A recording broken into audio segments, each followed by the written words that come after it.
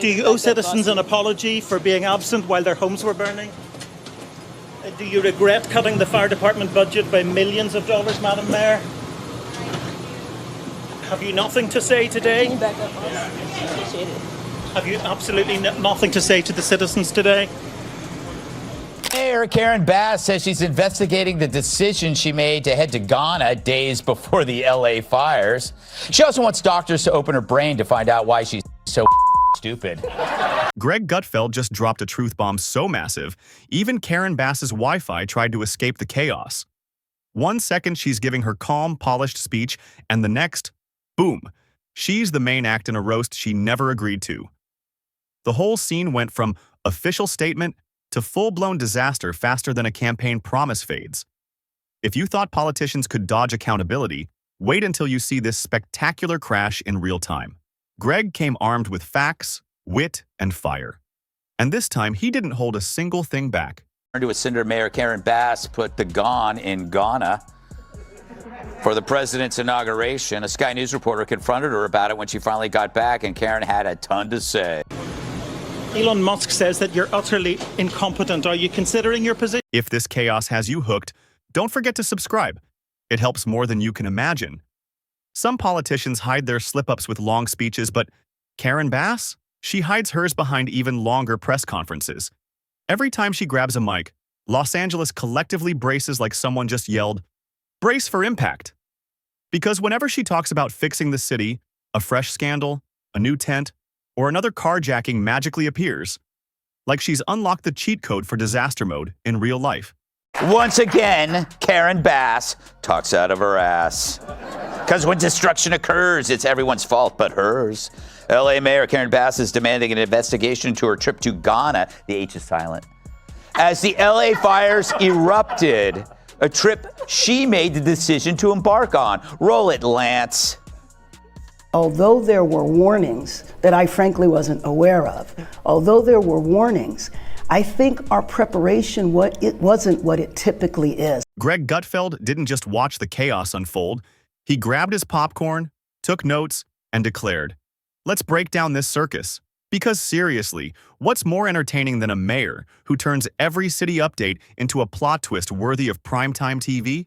One day she's pledging to end homelessness, and the next, surprise, the crisis returns with a sequel called Homelessness: The Comeback. You couldn't dream up a better script if Hollywood tried. She wants to know how she ended up thousands of miles away in Africa.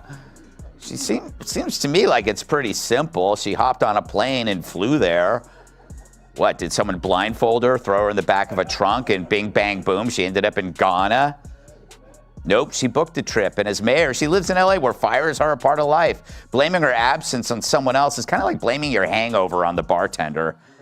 It's all on you, Mayor Bass, which means you'll probably be governor in no time. Karen Bass seems to think every crisis can be solved by, guess what? Forming another committee. In Los Angeles, that's basically code for, we'll discuss it for years while the problem builds its own neighborhood. Greg Gutfeld had a field day exposing how the city's favorite move is hiring consultants instead of fixing issues. Because nothing screams progress like paying 6 figures for a glossy report that politely concludes, maybe someone should actually do something. For credit, this is an audacious play. You know, it's like OJ saying, like, we need to find the killer. Yeah.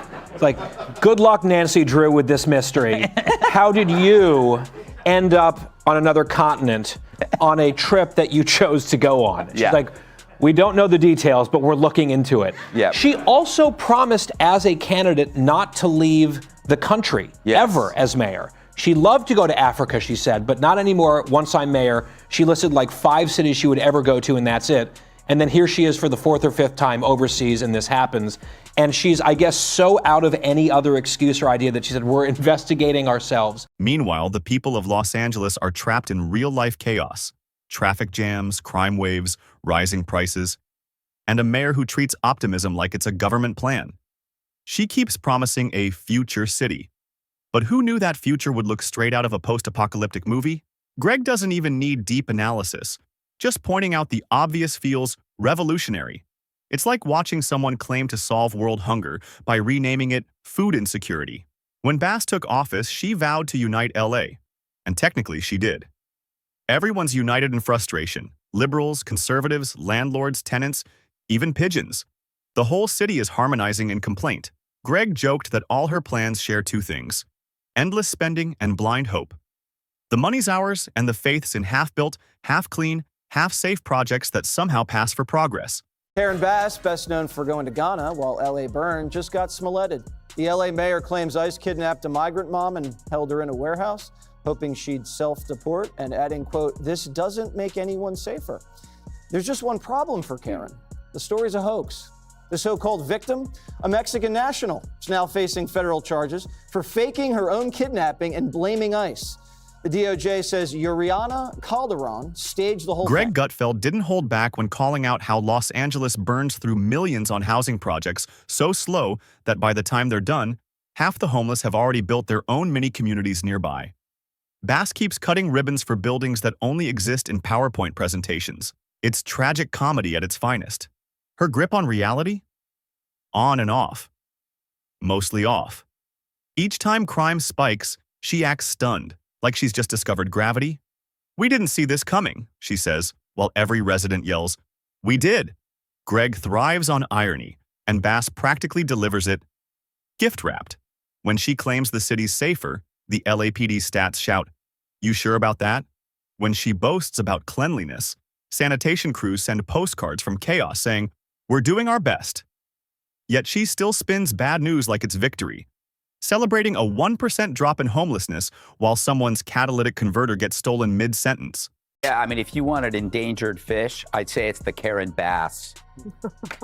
Her career is up in flames. She called for unity amid this crisis. There is unity. Everybody there thinks you're a full-blown idiot who should resign. I do think you're going to see rage in the next couple of years because you can't fight fire with platitudes, pronouns, and politics.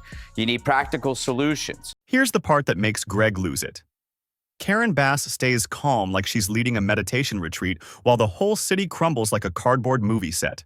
She smiles through scandal, nods through chaos, and delivers speeches that sound like they were written by a robot programmed for denial. When she insists things are moving in the right direction, no one even knows which direction that is, because the only thing moving fast in LA are the people fleeing to Texas. Greg joked that soon the city will just be her, a few reporters, and a pile of dead electric scooters no one's charged since 2022. Those scooters, once her big sustainability dream, now decorate sidewalks like relics of failed promises. The irony is poetic. LA, once the city of the future, now looks like the set of a tech apocalypse. And every update feels like a teaser trailer for the next crisis. Another cliffhanger called Emergency, the sequel.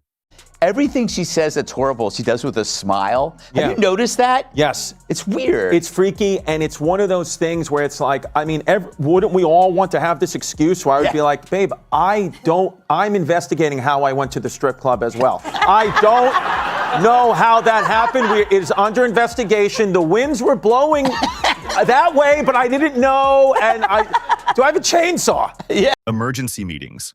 Emergency conferences. There's even an emergency about having too many emergencies. Greg Gutfeld joked that Bass doesn't need a communications director. She needs a fire alarm. But what really stole the show wasn't her blunders. It was her confidence. She walks into meetings like she's about to cure chaos, only to unveil another study about chaos. She doesn't fix problems, she assigns essays on them. Greg noticed the hilarious pattern. The more she talks about progress, the worse LA looks. It's like watching someone repaint a burning house and calling it a renovation. Every move feels like a bet that optimism can outshout reality.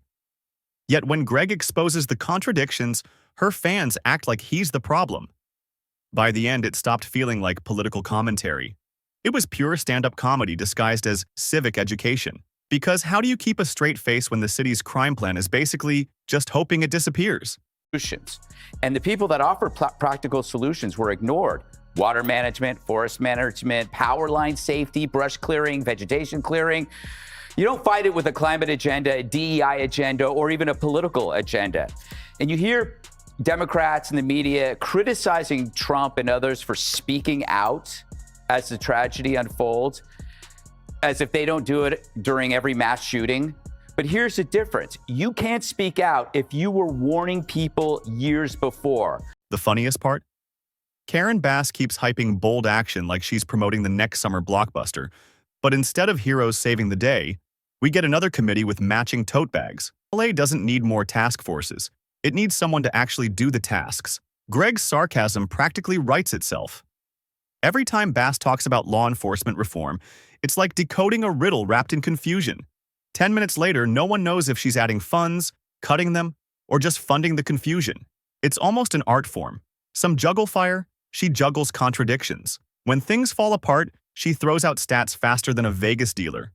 Crime is down 2%, she claims, forgetting it's up 50% from last year. Greg joked her stats team must use a dartboard labeled random facts. And let's not forget her obsession with image. She treats bad headlines like stains, spinning nonstop, praying no one notices the mess beneath the polish. But you're right. Like the mayor, Karen Bass, she was in Africa at a party. Why was she, who's ever been like, oh, this party sucks, we need Karen Bass? Like, I mean, the last thing you wanted at a party is more Karens. You know? Greg Gutfeld exposed how Bass's team spends more time crafting the illusion of progress than actually achieving any. In LA, image isn't just everything, it's the whole show. He pointed out the absurdity of her claiming credit for miracles that only happen when cameras are rolling. Homeless camps vanish before press tours, then reappear right after.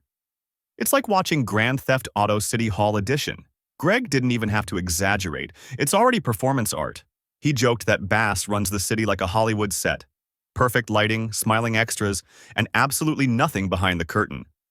As long as it looks like progress, she's satisfied. The irony? She's the first mayor who could turn a budget disaster into a feel-good story. Gutfeld reveled in the contrast. She praises transparency, while her team hides bad news faster than they fill potholes. It's politics on repeat. The same cast, same script. Only the acting keeps getting worse. Karen Bass claimed that ICE kidnapped an LA mother on her way to work, but prosecutors say it was a hoax. Karen swears by the story, saying she heard about it from her boyfriend in Chicago. And then there's her version of community trust. Nothing screams trust like doubling consultant budgets while citizens can't even trust their cars to stay intact overnight. It's poetic irony. She's rebuilding faith in government by reminding everyone why they lost it. Greg mocked how every town hall feels like therapy for failed policies. People come desperate for solutions, and Bass serves them motivational speeches about civic unity. It's like watching a self-help seminar run for office. Greg roasted her for talking about affordable housing, while surrounded by developers whose affordable projects require six-figure salaries and 3 roommates. It's a real estate magic show. Money disappears, nothing gets built, yet applause still echoes. And about that applause, Greg noticed she lives for it. Every initiative is staged like a dramatic reveal, as if reinventing the art of doing her own job. If speeches could fix potholes, LA's roads would shine like mirrors. You again for an update on a place that you know very, very well. The Pacific Palisades, still very fluid. People are desperately trying to get into the neighborhood because we're hearing about looters. We're seeing videos of people on bikes. Maybe they're scoping out neighborhoods where some homes still stand, and they're convinced that there will be easy passage. And people are really desperate to get in, check on their homes. It's still very difficult to access information. Now residents are driving through craters so deep they deserve their own postal codes. But Greg's sharpest jab came when he revealed just how out of touch Karen Bass really is. When asked about rising costs, she talks about economic momentum. When crime is mentioned, she pivots to restorative justice. Greg joked it's like watching someone describe a wildfire while calmly roasting marshmallows beside it. The real comedy? The reactions. Every time Greg dismantles her logic, social media explodes. It's not that she's evil. She's just painfully average in a system that rewards pretending everything's fine. Greg didn't expose her with fury, but with laughter. Because in a city this chaotic, you either cry or laugh. And Greg chose laughter first.